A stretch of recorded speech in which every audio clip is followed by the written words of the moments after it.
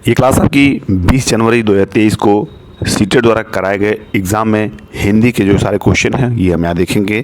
तो जो गद्यांश और काव्यांश पर आधारित प्रश्न हैं उनको हम 1 से 15 तक के क्वेश्चन हम यहाँ देखने वाले हैं। तो चलिए शुरुआत करते हैं क्लास की अपनी। और दिया है गद्यांश, मैं उसको पढ़ रहा हूँ कि कई दिनों तक परिश्रम पूर्वक खोजने के बाद, देखिए कई दिनों तक परिश्रम पूर्वक खोजने के बाद जीवक को ऐसी कोई वनस्पति प्राप्त नहीं हुई जिसमें औषधि गुण न हो। वह तक्षशिला विश्वविद्यालय के विशाल परिसर के बाहर दूर दूर तक जाकर ढूंढ चुका था, अनेक अज्ञात वनस्पतियों का परीक्षण भी कर चुका था, पर उसे सफलता हाथ नहीं लगी। अंततः उसे खाली हाथ आचार्य के पास लौटना पड़ा। लौटते हुए वह विचार कर रहा था, आचार्य से अपनी असफलता बताकर क्या उत्तीर्ण हुआ जा सकता है? नहीं, उसे अभी और परिश्रम करना पड़ेगा। उसकी शिक्षा अधूरी है। उसने धरती माता के वात्सल्य का अनुभव किया था।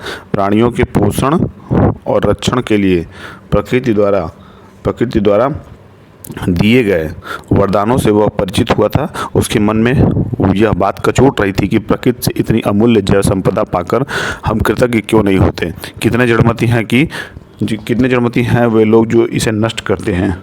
तो चलिए अब गद्यांश पढ़ लिए। अब टाइम आ गया हमारे पहले क्वेश्चन करने का। और पहले क्वेश्चन से पहले मैं बता दूं कि जो भी नए हों या पहली बार चैनल पे आए हों वो चैनल को जरूर सब्सक्राइब करेंगे, साथ ही बेल आइकन प्रेस करें और इस क्लास को जाए शेयर करिए। और क्लास से अगर अच्छा लगे तो प्लीज़ क्लास को लाइक करिएगा। तो लास्ट में देखिए पहला क्वेश्चन देखिए क्या कर रहा है कि जीवक को कौन सी बात कचोट रही थी। ए है मानव जाति प्राकृतिक संपदा का उपयोग क्यों करती है। बी मानव जाति प्रकृति पर उपकार क्यों नहीं करती। सी मानव जाति प्रकृति की पूजा क्यों नहीं करती। डी मानव जाति प्रकृति का आभार क्यों नहीं मानती है। और आपका यही सही ऑप्शन भी है। उसके मन में यही बात कचोट रही थी कि मानव जाति जो है प्रकृति का आभार क्यों नहीं मानती। इसी बात को वो अपने मन में लिए बैठा था। दूसरी क्वेश्चन की बात करें तो दिया है कि जीवक किस प्रकार की वनस्पति की खोज कर रहा था। तो अभी हम देखे हैं, देखिए ऑप्शन के थ्रू समझते हैं। जो वनस्पति उसे अमर बना सके, जिस वनस्पति से वह औषधि तैयार कर सके, जिस वनस्पति में दवा बनाने से संबंधित कोई गुण न हो, और डी जिस वनस्पति को देखकर उसके आचार्य प्रसन्न हो जाएं। तो आप ध्यान देखिए कि जिस वनस्पति में दवा बनाने से संबंधित कोई गुण न हो वही वनस्पति खोज रहा था। कौन? जीवक। अब बात करेंगे तीसरे क्वेश्चन की, जो दिया है कि जीवक को ऐसा क्यों लगता है कि उसकी शिक्षा अधूरी है। क्योंकि वह औषधीय गुण वाली वनस्पति की पहचान नहीं कर पाया था, या बी क्योंकि उसे अपने आचार्य की कोई भी बात याद नहीं आ रही थी, या सी क्योंकि वह औषधीय गुण रहित वनस्पति की पहचान नहीं कर पाया था, या डी क्योंकि वह आश्रम में और अधिक दिन रहना चाह रहा था।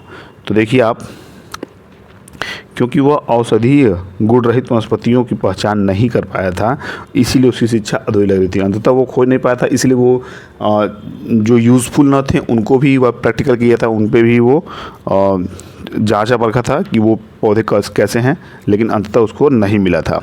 फिर चौथे की बात करें, गुण रहित वनस्पति की पहचान नहीं कर पाया था। लौटते हुए जीवक के मन में किस तरह के विचार आ रहे थे। तो ये देखिए, उसे अपनी असफलता के बारे में आचार्य से नहीं बताना चाहिए। बी वह इससे अधिक परिश्रम नहीं करना चाहता। सी उसकी शिक्षा पूरी हो चुकी है। या डी आचार्य द्वारा ली गई परीक्षा में वो क्या वो सफल हो पाएगा। तो एकदम राइट आपका आंसर है, यही उसके मन में था कि आचार्य द्वारा ली गई परीक्षा में क्या वो सफल हो पाएगा। अब बात करेंगे बच्चों क्वेश्चन की, जो हमारी स्क्रीन पे दिया हुआ है कि तक्षशिला विश्वविद्यालय के परिसर हेतु किस विशेषण का प्रयोग हुआ है। तो आपका देखिए ए है बहुत बड़ा, बी है बहुत सुंदर, सी है बहुत पुराना और डी है बहुत अनोखा। तो क्या हो जाएगा? बहुत बड़ा। क्या हो जाएगा? बहुत बड़ा। इसके आधार पे अब देखेंगे छठवें क्वेश्चन पे दिया है कि जड़मती शब्द का अर्थ है। जड़मती आप जानते हैं कि जब हिंदी आप तैयारी करें तो जड़मत का एक अच्छा सेंस आपके माइंड में जरूर आना चाहिए। जड़मत का सेंस यहाँ मूर्ख से है। क्या है? मूर्ख से है। जैसे जड़मती, देखिए आप यहाँ देखिए क्या दिया है कि जटिल दिया है, अकृतज्ञ दिया है, मूर्ख दिया है, ज्ञान दिया है। तो जड़मत का मतलब मूर्ख। बात करेंगे 7वें क्वेश्चन की, जो दिया है कि नीचे दिए गए शब्दों में से किस शब्द में प्रत्यय और उपसर्ग दोनों का प्रयोग हुआ है। दिया है कि नीचे दिए गए शब्दों में किस में प्रत्यय और उपसर्ग का प्रयोग दिया गया। तो मैं बता दूं ये शब्द होता है तो पहले उपसर्ग फिर प्रत्यय। तो आप देखिए, अगर आप ध्यान से चीज़ों को देखेंगे तो समझेंगे आप। असफलता, पहला असफलता, दूसरा परिश्रम, तीसरा सफलता और चौथा अज्ञात। देखिए पहले बात करें ए की, तो ए में सफल ठीक है, तो सफल में ए भी लगा है और आ भी लगा है। तो ये तो आपका एकदम राइट ऑप्शन यही पहले ही है। बाकी इसमें बात करें परिश्रम, तो परिश्रम आपका खुद एक शब्द है, मूल शब्द है।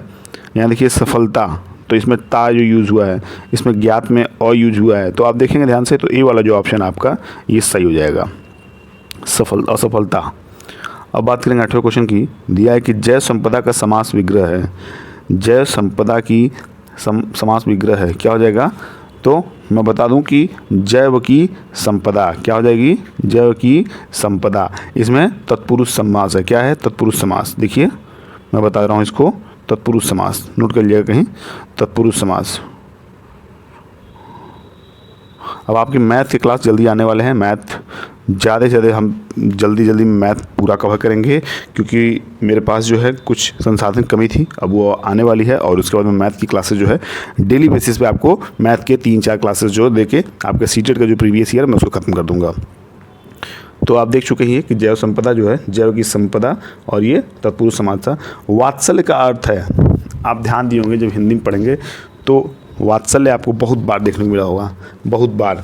जैसे वात्सल्य का सेंस होता है मातृ पितृत्व स्नेह, जैसे माता का बच्चे के प्रति जो प्रेम होता है, जो पिता का बच्चे के प्रति स्नेह होता है, उसकी हम बात जब भी करेंगे तो वो हमारा आएगा किसमें?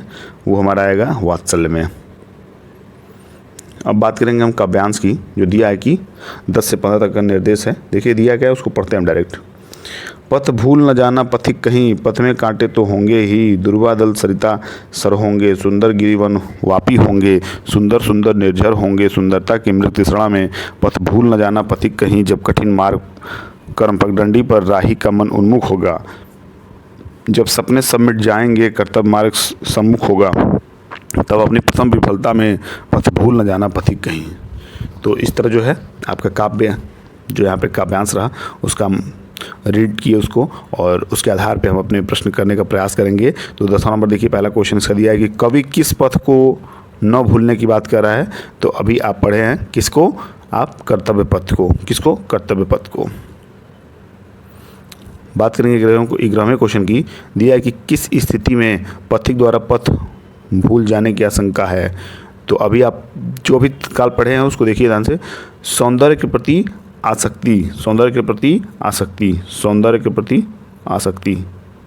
इसको देखिए, मैं इसको बॉक्स में कर दे रहा हूँ इस आंसर को, सौंदर्य के प्रति आसक्ति।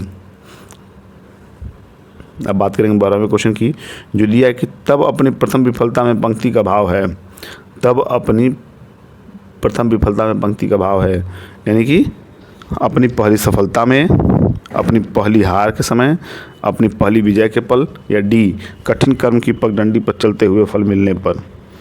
तो क्या सही हो जाएगा आपका? देखिए इसमें अपनी पहली हार के समय, तब अपनी प्रथम विफलता का मतलब होता है हार, ठीक है। तो यहाँ तब अपनी पहली हार के समय की बात हो रही है। अब बात करेंगे 13वें क्वेश्चन की। दिया कि पद्यांश में पथिक संबोधन है। पथिक किसको संबोधित करता है? किसी भी एक निजी चीज़ को वो डायरेक्टली संबोधित करता है, तो वो किसको करता है? यात्री के लिए, मनुष्य के लिए, सैनिक के लिए, व्यापारी के लिए। तो मनुष्य के लिए। क्या हो जाएगा? मनुष्य के लिए। आप भी जानते हैं पथिक जो होता है मनुष्य होता है। 14वें क्वेश्चन की बात करेंगे तो दिया है कि वापी शब्द का अर्थ है कुआं, नदी, झरना, छोटा तालाब। तो वापी शब्द का अर्थ होता है छोटा तालाब। क्या होता है? छोटा तालाब। याद रखिएगा, यह आपसे पूछा जाएगा प्रश्न में। अगर आपसे पूछ लिया जाएगा कि वापी शब्द का अर्थ क्या है, तो आप क्या बताएंगे? छोटा तालाब। अब इस क्लास के लास्ट क्वेश्चन को हम देखेंगे 15वें नंबर को। दिया है कि सरिता का समानार्थक शब्द है ए नदी, तालाब, झरना, कुआं। तो आप सभी जानते हैं सरिता समानार्थक शब्द जो है वो आपका नदी हो जाएगा। क्या हो जाएगा? नदी हो जाएगा। तो इस तरह जो आपकी क्लास है यहाँ समाप्त होते हैं, और ये सारे इंपॉर्टेंट क्वेश्चन आपके सीटेट में काम आएंगे। और अगर आप इसको तय करते हैं तो नो डाउट आपके पास एक अच्छी जैसे क्वेश्चन बैंक हो जाएंगे, एक प्रश्न संग्रह हो जाएगा।